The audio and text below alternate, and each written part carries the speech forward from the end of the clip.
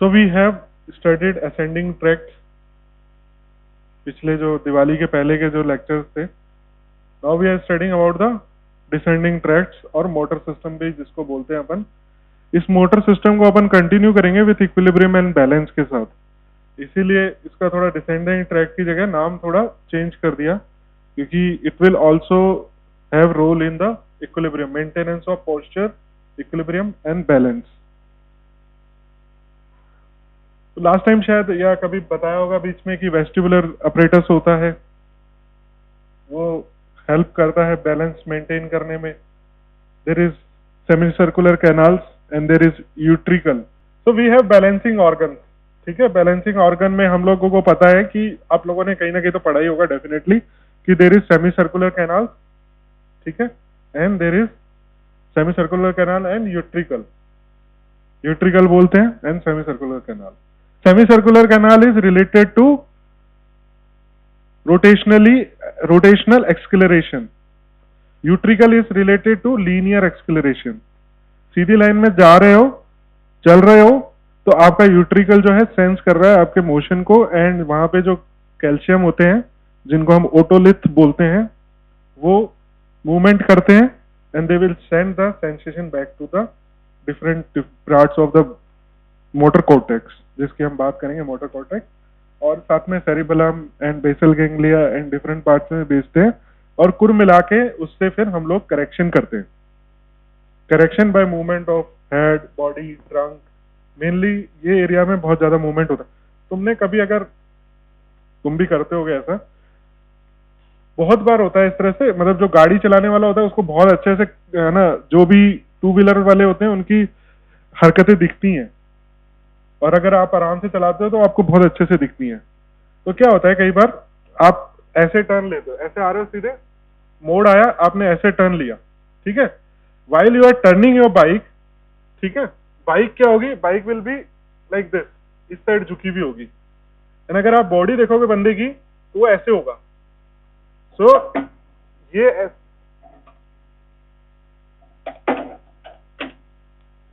Movement, ये curve है इस तरह का. ठीक है, मुझे यहां से यो मुड़ना है लेफ्ट साइड, तो गाड़ी, बाइक तो ऑब्वियसली इस साइड में ऐसे मुड़ेगी, एंड जो पर्सन होगा उसका जो डायरेक्शन होगा वो इस तरह का हो जाएगा. इफ इज इन, मतलब ये नॉर्मली नहीं होता है, बट कोई कलाकृति करते हैं ना कई लोग, तो वो हाई स्पीड में जाते हैं.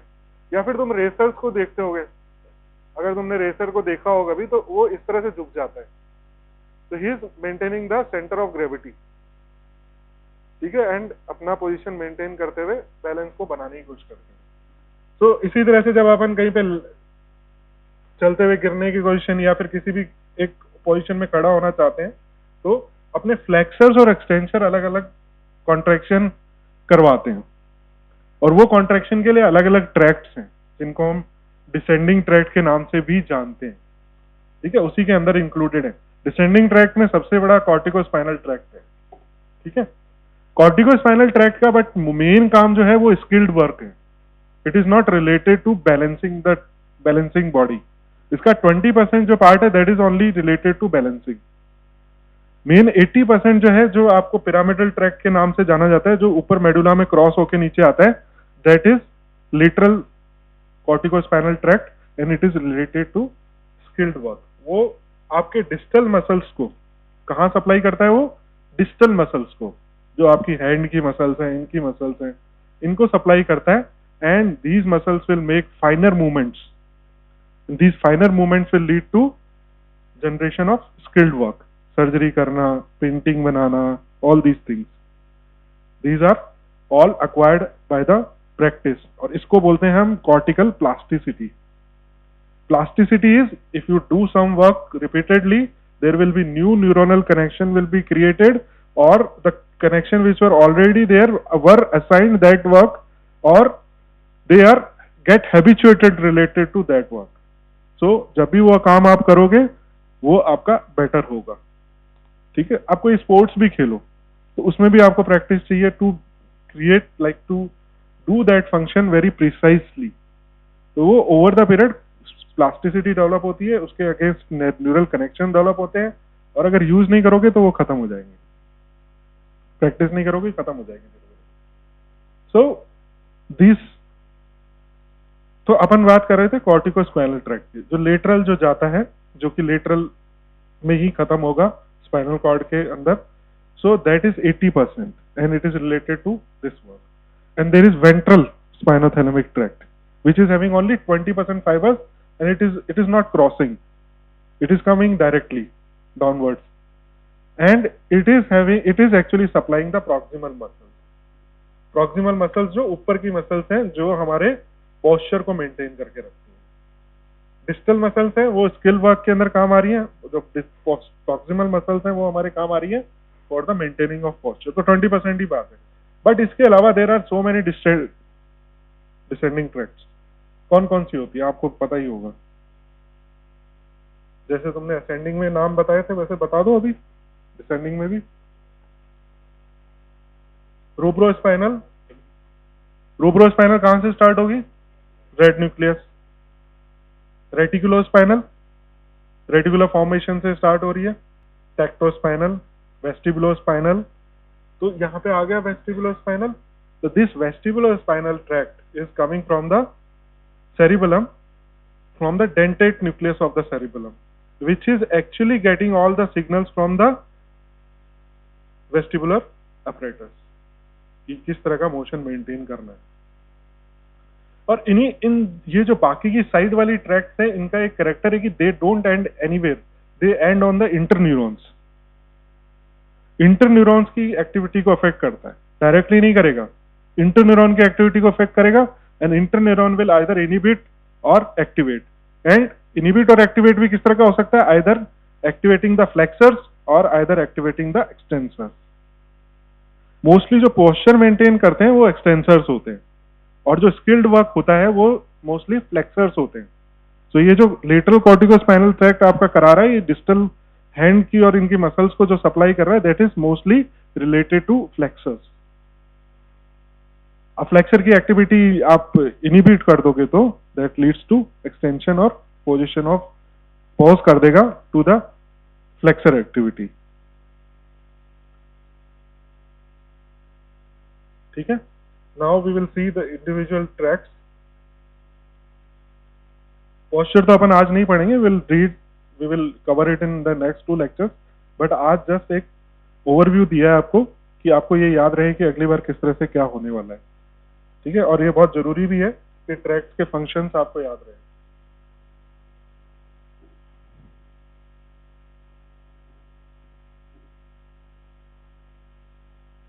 Now this is very simple कि अफेक्टर ऑर्गन कौन सा होगा? Skeletal muscles.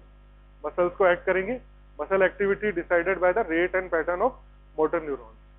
कैसा डिस्चार्ज करेंगे वो एक्टिविटी उस पर डिपेंड है. Motor unit, single unit, motor neuron pool, all motor neurons for given muscle.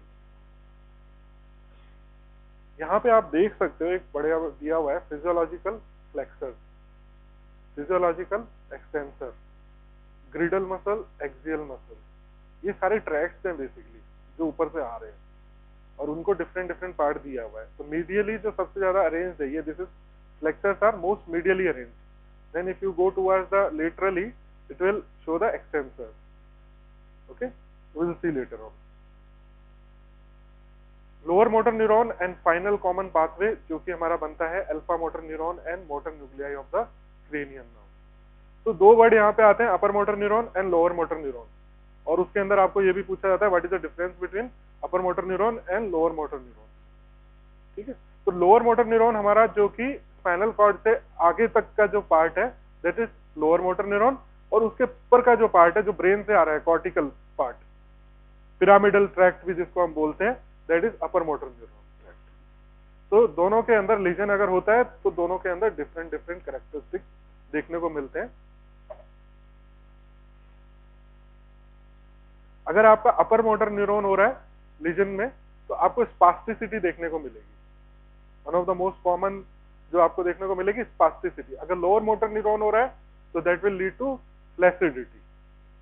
इतना आप याद रखो, बाकी will see later. Somatic motor activities voluntary movement होते हैं, learn by doing, performing in. तो ये किस तरह से होता है? Because of synaptic plasticity. Reflex responses, क्योंकि कोई भी काम अगर आप बार बार करते, जैसे कि आपने गलती से किसी चीज को छू लिया जो आपके लिए हार्मफुल है, या गर्म तवा, या फिर ये यहाँ पे दिखा है कैक्टस, इस तरह से, तो फटाफट आपका हाथ पीछे आ जाता है, that is reflex. Rhythmic motor activity initiated and terminated voluntarily, जैसे डांसिंग और योगा पोजेस और something like that. Control of posture and equilibrium, goal and direction oriented basic movement. तो ये सारे सारे मूवमेंट्स है, voluntary movement, reflex response, rhythmic activity जैसे कि डांसिंग एक्टिविटी और कोई भी एक्टिविटी आप करते हो, control of posture and equilibrium. Medial versus lateral motor system, अब यहाँ पे हम लोग जो बात कर रहे थे कि मीडियल मोटर सिस्टम जो कि एंटीरियर कॉर्टिको स्पाइनल ट्रैक्ट है, कॉर्टिको बल्बर ट्रैक्ट भी इसमें आता है, and lateral and medial vestibular tract इसमें आता है, and reticulospinal tract. Now lateral motor system में हमारे दो ट्रैक्ट आते हैं main, lateral corticospinal tract and rubrospinal tract. These are two very important, and then there is also corticobulbar tract. तो मैंने आपको बताया कि दो फाइबर्स में टूटेगा ये, one is lateral which is 80%, another is 20% which is ending medially, and it will end laterally, and its representation in spinal cord is also lateral. Okay, so at the same time we have lateral and medial vestibulospinal tract also. So vestibule, again it is bringing all the signals from dentate nucleus of cerebellum to the spinal cord for maintenance of posture and everything, and then reticulospinal tract which is starting in reticular formation, rubrospinal is red nucleus. Then control of somatic motor activity कैसे होती है? सबसे main ऊपर जो है head level which is highest level which is cerebral cortex. अब cerebral cortex के अंदर मोटर एरियाज है, there is primary motor area, there is accessory motor area, ठीक है, वो सारे के सारे मिलके ऊपर से इसको कंट्रोल करते हैं। Then it goes to the basal ganglia, thalamus, cerebellum and brain stem. यहाँ पे क्या होता है, एक जो इंफॉर्मेशन आ रही है उसका एक्सचेंज होता है बेसिकली। अब कोई काम है, बेसल गैंग्लिया का काम क्या है, एक्यूरेसी करना, ठीक है, थैलेमस का काम है कि किसको रोकना है और किसको देना है। तो this is part of processing. Cerebellum का काम है कि भाई नीचे से सेरिबेलम क्या है, सेंसरी भी है, तो उसके बाद सेंसरी इंफॉर्मेशन आएगी एंड उसके हिसाब से वो आगे इंफॉर्मेशन देगा कि नहीं भाई इतना एडजस्टमेंट जरूरी है अभी। तो ऑल दीज पार्ट जो कि सेरिबेलम के साथ में मिडिल लेवल वाले हैं वो सुपरवाइज करते हैं and they will give feedback to cerebral cortex and then cerebral cortex will correct the movement by directly sending the signals to the spine and then muscle will contract accordingly. Lower level for the execution, spinal cord का जो level है that is for execution of muscle movement. Now role of sensory reception in motor control activity. तो sensory में हमारे पास आ जाएंगे proprioceptors in the skin, muscles, joints, ये सब क्या करते हैं, फीडबैक देते हैं भाई आपका जो मूवमेंट आपने कराया वो बिल्कुल एक्यूरेट हुआ है कि नहीं हुआ, उससे जो पर्पस सॉल्व होना था वो हुआ नहीं हुआ, तो this feedback will adjust the motor command and new command will be sent be better in accuracy, तो करेक्शन हो जाएगा। Overview to the study of motor control system, components of somatic motor control system, skeletal muscles, the effector organ, reflexes, regulation of, ये सारे इसके parts हैं। Control system के parts आ गए अभी हमने देखे। हाईएस्ट लेवल सेरिब्रल कॉर्टेक्स और जिसको हम मोटर कॉर्टेक्स भी बोलते हैं, जिसमें डिसेंडिंग मोटर पाथवेज भी आते हैं साथ में फ्रॉम मोटर कॉर्टेक्स। तो ये आपको दिख ही रहा है यहाँ पे, प्राइमरी मोटर कॉर्टेक्स है, then supplementary motor cortex and premotor cortex. Now you can see more clearly, ठीक है। यहाँ पे आप देख सकते हो there is a division motor and sensory. ये sensory area, this is motor area, then this is primary motor area.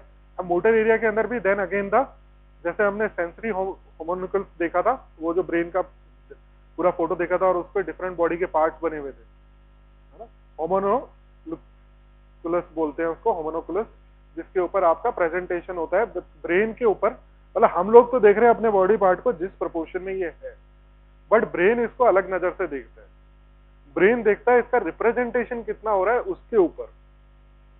तो ब्रेन को लिप्स बहुत बड़े दिखते हैं, फेस बहुत बड़ा दिखता है, हाथ बड़े दिखते हैं, जबकि पैर और उसके बाकी ट्रंक का पार्ट है जो इतना बड़ा हमें दिखता है, बट ब्रेन को वो छोटा दिखता है। क्योंकि वहां पे जो प्रेजेंटेशन हो रहा है उसका सेंसरी एंड मोटर प्रेजेंटेशन वो बहुत कम एरिया को असाइन किया गया है, ठीक है।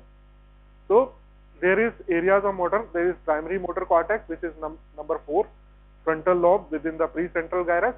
Then premotor cortex, which is 6, 8, 44, 45.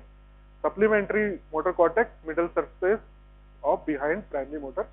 I think ये आपको पता होगा क्योंकि ये एनाटॉमी का पार्ट है। क्या बेटा कुछ बताना है? नहीं हमें भी बताओगे कि हमें क्या सीएनएस पढ़ते पढ़ते बीच में जोक्स चाहिए थोड़े। क्या नाम है आपका? क्या हुआ मानसी? क्या याद आ गया? अरे बता दो कुछ याद आ गया तो, मतलब इट इज पर्सनल, तो it is related to this topic और not? Just tell me that. अरे मैं नहीं डांट रहा, बैठ जाओ यार। इट्स नॉट रिलेटेड, कोई बात, हम तुम्हारे पर्सनल मुद्दों में नहीं जाएंगे। That's why it is personal.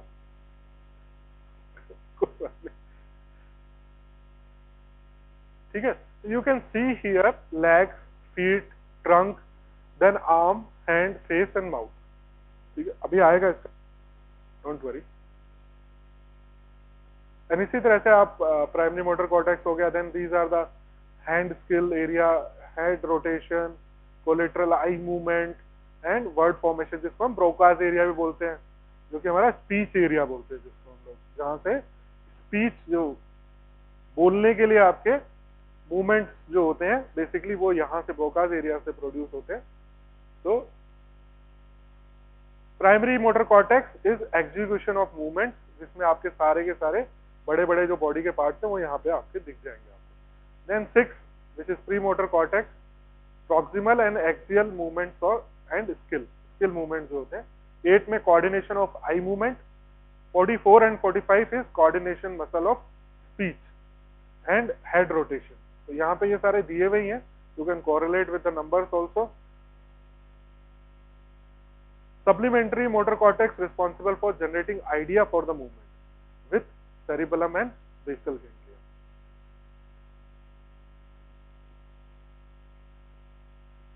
Okay.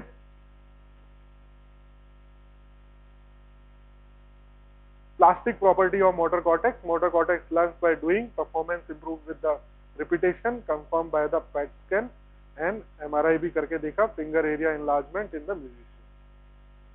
तो म्यूजिशियन के अंदर वो पार्ट जो है जो रिलेटेड है म्यूजिक के जनरेशन में, उनको क्या चाहिए होता है भाई, कोई इंस्ट्रूमेंट दबाना होता है, इंस्ट्रूमेंट का प्ले करना होता है, तो प्ले करने के लिए फिंगर्स, तो फिंगर्स का जो सप्लाई एरिया है मोटर कॉर्टेक्स के अंदर वो ज्यादा जगह ले लेगा।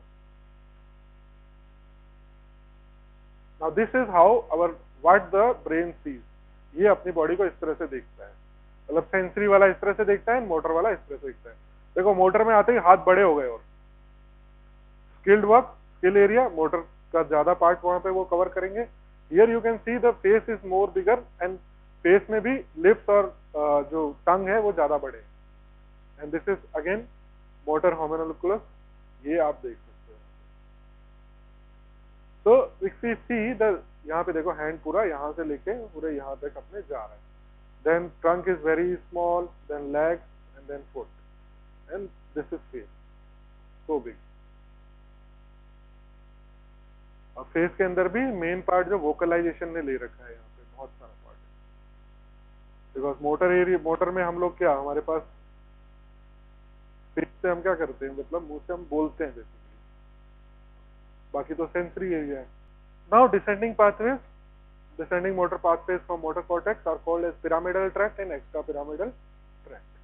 अगर हम इसको अलग अलग देखें इस तरह से, तो pyramidal system is pathway of voluntary movement, ठीक है, and extra pyramidal pathway is coordination of the movement and control posture and muscle tone से रिलेटेड होते हैं। जैसे अपन ने मैंने स्टार्टिंग में आपको बताया कि जो एसेसरी ट्रैक्ट्स हैं वो सब एक्स्ट्रा पिरामिडल का पार्ट है। Then most fibres originate in the motor cortex and most fibres cross to the contralateral side of the medulla.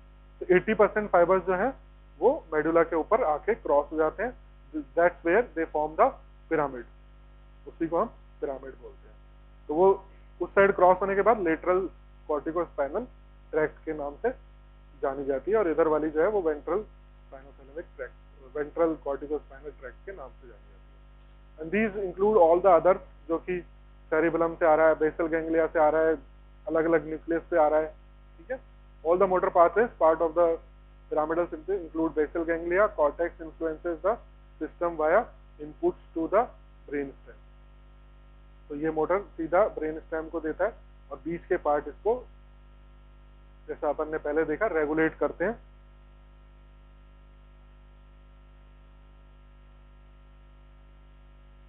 Now कोई भी डिसेंडिंग ट्रैक्ट अगर अपन बता रहे हैं तो फिर हम उसको किस तरह से बताएंगे, मतलब क्या क्या पॉइंट्स हमें उसमें कवर करने हैं। अगर हम शॉर्ट नोट ही लिख रहे हैं मान लीजिए, जस्ट राइट इट डाउन, तो what point should be there in the tract.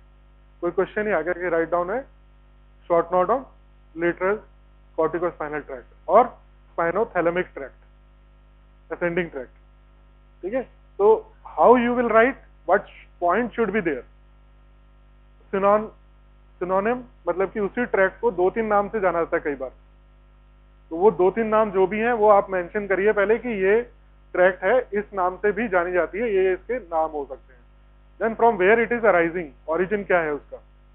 Then ये ट्रैवल कैसे करेगी, मतलब कि वो मेडुला लेवल पे आएगी, then first order, second order, third order neurons उसके कहाँ कहाँ से कैसे कैसे जाएंगे और कहाँ पे वो क्रॉसिंग करेंगे।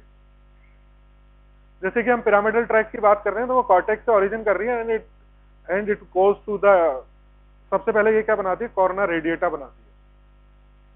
क्या बनाती है कोरोना, जब ये कॉर्टेक्स से निकलती है तो it arises like a radiation, ठीक है। तो वो रेडिएशन जैसा दिखता है, तो इसको नाम दिया है corona radiata.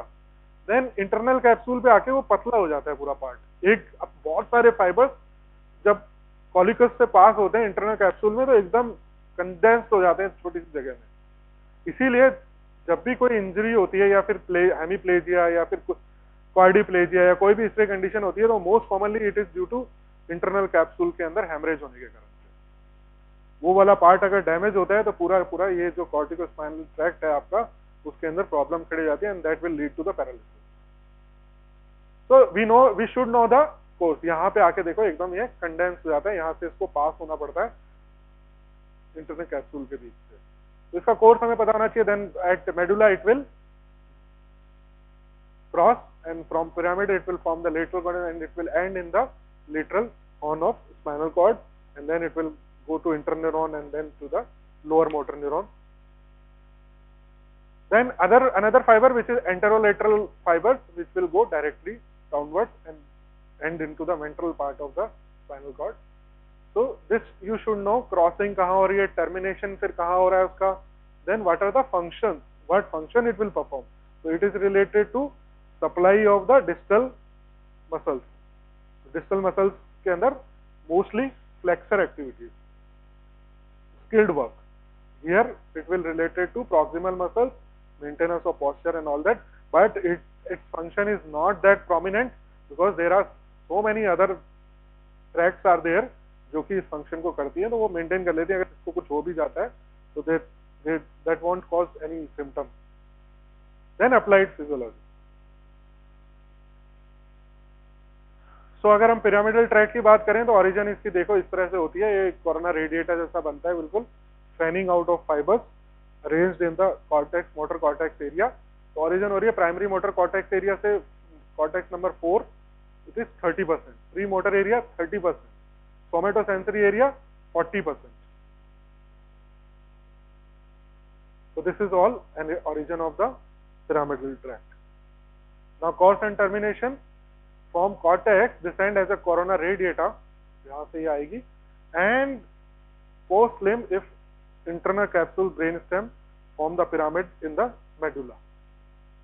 Then crosses and forms the two tracts, which is lateral corticospinal tract and anterior.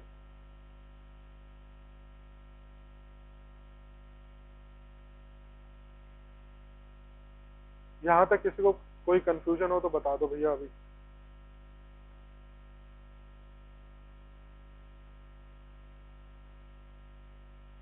तो 80% फाइबर्स क्रॉस हो जाते हैं, जैसे अपन अभी तक बात कर रहे हैं। Fibres descend terminate on interneuronal neurons, ventral horn cells form upper motor neuron, and from ventral hall cells to the skeletal muscle form lower motor neuron. तो ये यहां से लेके यहां तक का पार्ट जो लोअर मोटर न्यूरॉन है, और ये जो ऊपर आ रहा है that is upper motor neuron.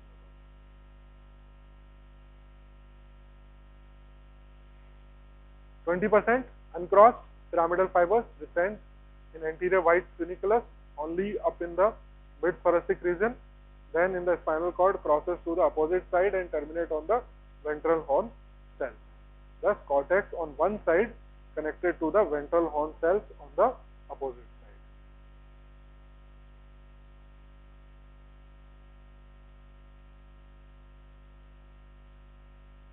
अब फीचर्स क्या हैं इनके, साइलेंट फीचर्स, मतलब जो आपको याद रखने चाहिए.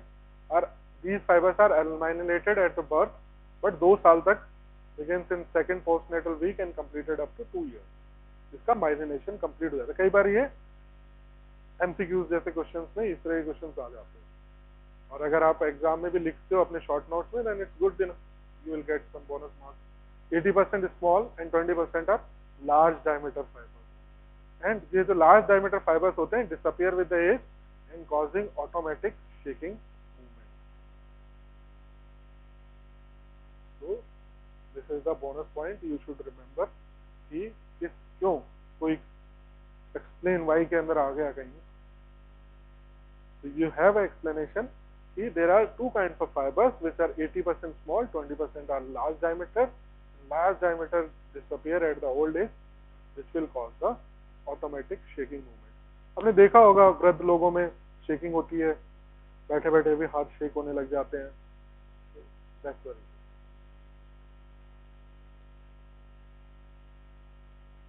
Now functions. Next point है हमारा functions. So control voluntary fine movement, skilled movement, close packed in the internal capsule and the brain stem, so small lesion causes the wide paralysis.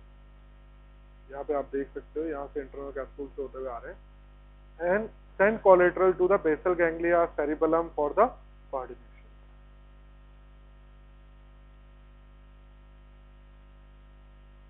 So there are collaterals to the cerebellum and basal ganglia, and internal capsule is the main area where the injury can happen or some paralysis activity can happen. Then extrapyramidal tract. So these are all the extrapyramidal tracts which we were discussing in the starting. सबसे पहले हमारे आ जाता है रूब्रोस्पाइनल tract, जो कि red nucleus से start होता है. Vestibulospinal tract, reticulospinal tract, tectospinal tract, olivospinal tract, then medial longitudinal fasciculus. ठीक है, तो यहाँ पे आप देख सकते हो जैसे कि कोई भी फाइबर अगर आ रहा है, जैसे आपने अभी जब अपन कॉर्टिकल स्पाइनल ट्रैक्ट देख रहे थे तो वहां पे एक पॉइंट आया था कोलेटरल्स. तो कोलेटरल्स कहाँ जा रहे थे? Cerebellum, basal ganglia. Here you can see this is basal ganglia, this is thalamus. ठीक है, और यहाँ पे सेरिबेलम है. तो ये हर फाइबर ऊपर से आता हुआ जो है वो कहीं ना कहीं पे क्रॉस होता हुआ जाता है इन दोनों में.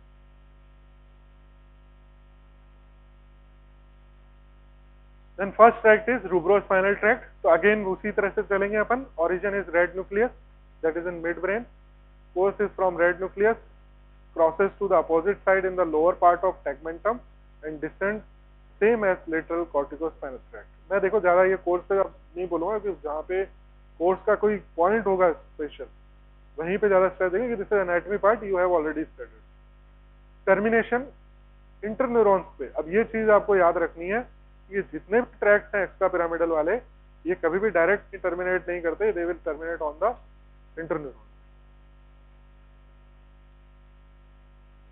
only up to 3 cervical segment of the core.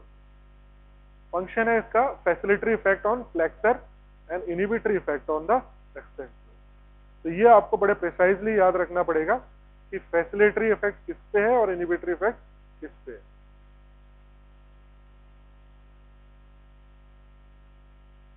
वेस्टिबुलोस्पाइनल tract और लेटरल वेस्टिबुलोस्पाइनल ट्रैक्ट, इसका origin Dittus nucleus in the cerebellum, then uncrossed in the anterior fasciculus of spinal cord. Termination होता है वेंट्रल ग्रे हॉर्न न्यूरॉन, जिसके अंदर जो अपन division होते हैं वहां पे 7 और 8 डिवीजन पे इसका होगा. Through interneurons to alpha and gamma neurons of lamina 9. Then function receives from जो वेस्टिबुलर अपरेटस, यूट्रिकल, इससे इसके पास में इंफॉर्मेशन आती है, and it facilitate extensors and inhibit flexors and maintain the balance, linear balance. ठीक है, तो ये मेन काम जो है ये करेगा लीनियर बैलेंस को मेंटेन। आप भाग रहे सीधे लाइन में जा रहे हो, आप घूम रहे हो तब नहीं, ठीक है, रोटेशन वाला नहीं, but it will receive signal from utricles only. Okay, तो वेस्टिबुलर अपरेटस का यूट्रिकल वाला पार्ट जो है वहां से इसके पास सिग्नल आते हैं। तो यूट्रिकल मैंने आपको पहले ही बता दिया था, it is related to linear, और सेमी सर्कुलर कैनाल जो वो related to rotational movement. Then medial vestibular tract, इसके अंदर आपका आ जाएगा, now you will have semicircular canals of vestibular apparatus to medical, to medial longitudinal fasciculus control movement of head, neck, eye in response to visual and auditory stimulus। तो यहाँ पे आपका rotational वाले सारे मूवमेंट आ जाएंगे। अनक्रॉस्ड interior motor neurons और इंटरन्यूक्लियल neurons of cervical segment, ये same ही है दोनों में, कोई ज्यादा फर्क नहीं है। इसका वेंट्रल ग्रे हॉर्न पे है।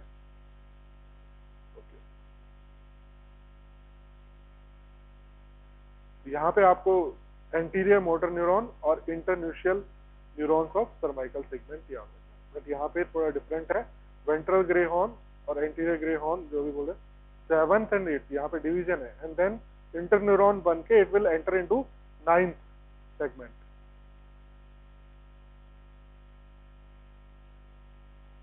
रेटिकुलोस्पाइनल ट्रैक्ट, मीडियल रेटिकुलोस्पाइनल ट्रैक्ट पहले देख रहे हैं अपन। So its formation from there and it descends uncrossed in anterior funiculus, termination on lamina 7, 8 and through interneuron again it will go to the 9th, same as the vestibulospinal tract. Lateral reticulospinal tract, but ये उल्टा है कि वहां पे जो medial वाला है,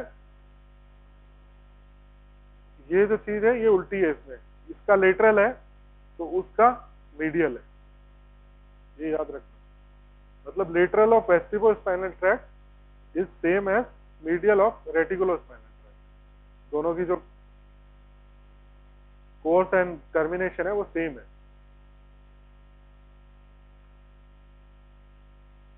ये ओरिजिन होगा मेडुलरी रेटिकुलर फॉर्मेशन से, uncrossed in the lateral funiculus, internuncial neurons of lamina 7, 8 and 9।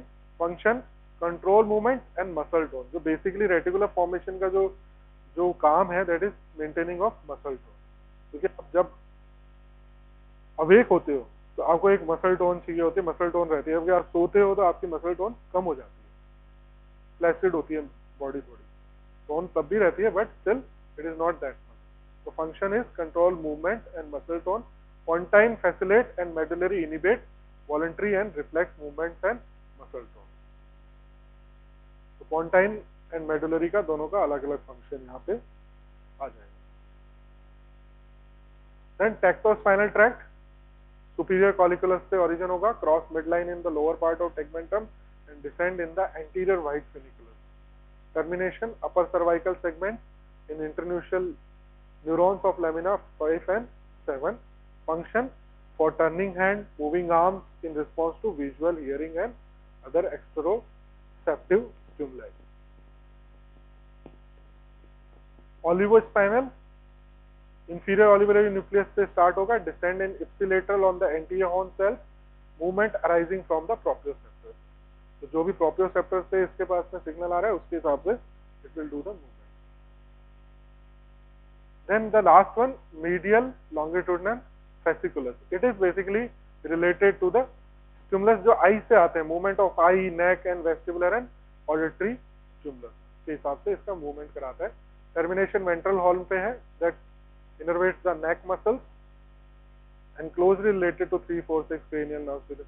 तो ये सारे के सारे जब अपन बैलेंस का पढ़ने जाएंगे, maintenance of balance and all that, तो this ventral horn will regulate the movement of the upper part of the body, neck, eyes, movements neck का mostly ये maintain करेगा, because neck is having very important part in maintenance of balance। neck का movement आपका कैसा होता है, इसके हिसाब से आपकी बॉडी फिर उसके हिसाब से मूवमेंट कराती है। अब नेक फ्लेक्स होगी तो आपके बाकी के जो लिम्स और वो है वो एक्सटेंड हो जाएंगे।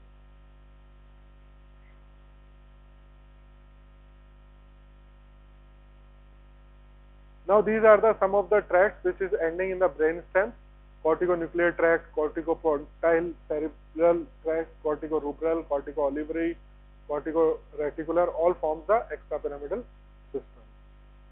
I know it is boring, but thank you for keeping so much of patience.